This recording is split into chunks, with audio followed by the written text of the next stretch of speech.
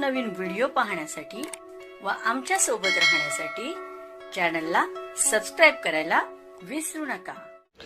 तर बघा काय माहिती आहे, माहे जुलै 2026चे वेतन देयके सादर करताना करावयाची कारवाईबाबत उपरोक्त विषयांवर सूचित करण्यात येते की माहे जून 2026ची सर्व प्राथमिक शाळांची देयके जिल्हास्तरावरून अप्रूव्ह करण्यात आली आहे। जून 2026च्या देयकाचे लेखाशीर्ष न्याय प्रगणक व क्रमांक दिनांक खालीलप्रमाणे जुलै 2026चे देयके करताना खालीलबाबी प्राधान्याने करावे। माहे जुलै 2026ची नियमित वेतनवाढ दिल्याबाबत गट शिक्षणाधिकारी हायस्कूल मुख्याध्यापक यांच्या स्वाक्षरीने आदेश काढण्यात यावा। सदर आदेश वेतनवाढ देय असलेल्या शिक्षकांच्या यादीसह मुख्याध्यापकांना पुरवण्यात यावा। ज्या शिक्षकांना जानेवारी 2026ची वेतनवाढ दिलेली आहे असे शिक्षक वगळून गट शिक्षणाधिकारी यांच्या स्वाक्षरीसह दिलेल्या आदेशाचा क्रमांक व दिनांक नोंदवून माहे जुलै 2026ची वार्षिक वेतनवाढ शालार्थ प्रणालीमध्ये टॅबचा उपयोग करून देण्यात यावी। कोणत्याही परिस्थितीत चेंज डिटेलमधून इन्क्रीमेंट देण्यात येऊ नये। हायस्कूलच्या बाबतीत हायस्कूल मुख्याध्यापक यांचे स्वाक्षरीचे आदेश व ऑनलाईन इन्क्रीमेंट स्लिप शालार्थ प्रणालीमधून अप्रूव्ह घेण्यासाठी DDO2 लॉग इन सांभाळणारे कर्मचारी यांच्याकडे सादर करावी। त्यानंतर DDO2 यांच्या लॉग इनमधून अप्रूव्हल मिळाल्यानंतर माहे जुलै 2026चे देयके जनरेट करावे। मुख्याध्यापकांनी फॉरवर्ड केले जुलै 2026ची वार्षिक वेतनवाढ शालार्थ प्रणालीमध्ये DDO2 गट शिक्षणाधिकारी यांच्या लॉग इनमधून अप्रूव्ह करण्याकरता work list, payroll, master screen, approve annual increment या पॅचचा उपयोग करून अप्रूव्ह करण्यात यावे। ज्या शिक्षकांची विभागीय स्पर्धा परीक्षेद्वारे केंद्रप्रमुखपदी निवड झालेली आहे असे शिक्षकांचे माहे जुलै 2026ची वेतनाची केंद्रप्रमुख पदावरून केंद्रप्रमुखाचे बिल ग्रुपला अटॅच करून केंद्रप्रमुखांचे वेतनाचे लेखाशीर्षामधून मागणी करावी। माहे जून 2026ने दिलेल्या महागाई भत्ता फरक आपोआप शून्य झालेला असेल याबाबत खात्री करून घ्यावी। गट शिक्षणाधिकारी हायस्कूल मुख्याध्यापक यांनी अधीनस्थ सर्व शिक्षकांचे वेतनाचे खाते KYC झालेले असून ते शालार्थ प्रणालीमध्ये अद्ययावत केलेले असल्याबाबत खात्री केल्याचे प्रमाणपत्र जिल्हा कार्यालयात सादर करावे। इन्कम टॅक्स TDS कपात हे नियमाप्रमाणे कपात करण्यात यावी। या कार्यालयाचे असे निर्देश आले आहे की बऱ्याच कर्मचाऱ्यांच्या नियमानुसार TDS कपात न केल्याने फेब्रुवारीमध्ये वेतनापेक्षा जास्त आयकर भरावा लागतो, त्यामुळे असं होणार नाही याची दक्षता घ्यावी। यानंतर कोणत्याही शिक्षकाचे प्रलंबित वेतन ब्रोकन पिरियडमधून किंवा पूर्व परवानगीने टाकण्यात येऊ नये। प्रलंबित वेतन अदा करायचे असल्यास प्रथम गट शिक्षणाधिकारी हायस्कूल मुख्याध्यापक यांच्या स्वाक्षरीने जिल्हा कार्यालयास पत्र द्यावं व जिल्हा कार्यालयाने सदर बाबतीत परवानगी दिल्यानंतरच प्रलंबित वेतन ब्रोकन पिरियडमधून टाकण्यात यावं। यानंतर विना परवानगी ब्रोकन पिरियड नसल्यास सदर देयके रिजेक्ट करण्यात येईल।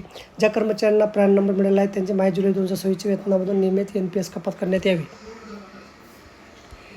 जे NPS कर्मचारी या महिन्यात सेवानिवृत्त होत असतील त्यांचे NPS वर्गणी शासनाचा कपात करण्यात येऊ नये। त्याकरता एम्प्लॉई एलिजिबिलिटीमध्ये अलाउन्स अँड डिडक्शनच्या टॅबचा उपयोग काढून घेण्यात यावा। या कार्यालयाचा असं निर्देश आला आहे की शिक्षण विभागात देयकाची हार्ड कॉपी सादर करताना वेतन फरकाचा तक्ता व नियमित वेतन देयकासोबत जोडण्याचे प्रमाणपत्र सादर करण्यात येत नाही। माहे जुलै 2026चे वेतन याशिवाय स्वीकारण्यात येणार नाही याची गांभीर्याने नोंद घ्यावी। या कार्यालयाचा असे निर्देश आला की बऱ्याच पंचायत समिती हायस्कूलचे देयके शालार्थ प्रणालीमधून ऑनलाईन किंवा कार्यालयास फॉरवर्ड करतात, परंतु देयकाची हार्ड कॉपी दिलेल्या वित्त मुदतीत सहाय्यक लेखाधिकारी यांच्या स्वाक्षरीनिशी जिल्हा कार्यालय सादर करत नाही। माननीय मुख्य लेखा वित्त अधिकारी यांनी दिलेल्या निर्देशानुसार माहे डिसेंबर 2024 पासून ज्या पंचायत समितीचे हार्ड कॉपी दिलेल्या वित्त मुदतीत सहाय्यक लेखाधिकारी यांच्या स्वाक्षरीनिशी जिल्हा कार्यालयास प्राप्त होईल केवळ त्यांचे देयके संकलित करून वित्त विभागास पुढील कारवाईसाठी सादर करण्यात येतील। त्यामुळे वेतनास विलंब झाल्यास त्याची सर्व जबाबदारी संबंधित हायस्कूल मुख्याध्यापक व गट शिक्षणाधिकारी यांची राहील। यानंतर ही कुबेर प्रणालीमार्फत वेतन जमा असल्याने IFC कोड चुकीचा असेल तर वेतन जमा होणार नाही। असे फेल्ड झालेले वेतन परत करण्याबाबतची प्रक्रिया खूप किचकट व वेळखाऊ असल्याने संबंधित कर्मचाऱ्यांचे वेतन जमा होण्यास 2-3 महिन्याचा कालावधी लागू शकतो। त्यामुळे यानंतर एकाही शिक्षकांनी जिल्हा कार्यालयात पूर्व परवानगीशिवाय आपला वेतनाचा या अकाउंट नंबर व IFC कोड बदल करू नये। नॉन गव्हर्नमेंट डिडक्शन प्रणालीमध्ये कपात करावं। Income tax, cooperative bank, credit society, other document RDमध्ये कपात करण्यात रक्कम एकत्रित करून गट शिक्षणाधिकारी हायस्कूल मुख्याध्यापक यांच्या खात्यावरून निव्वळ रक्कम शिक्षकाच्या खात्यावर जिल्हास्तरावर वर्ग करण्यात येईल। शालार्थमधील बँक अकाउंट नंबर व IFC कोड बरोबर असल्यावर दक्षता घ्यावी।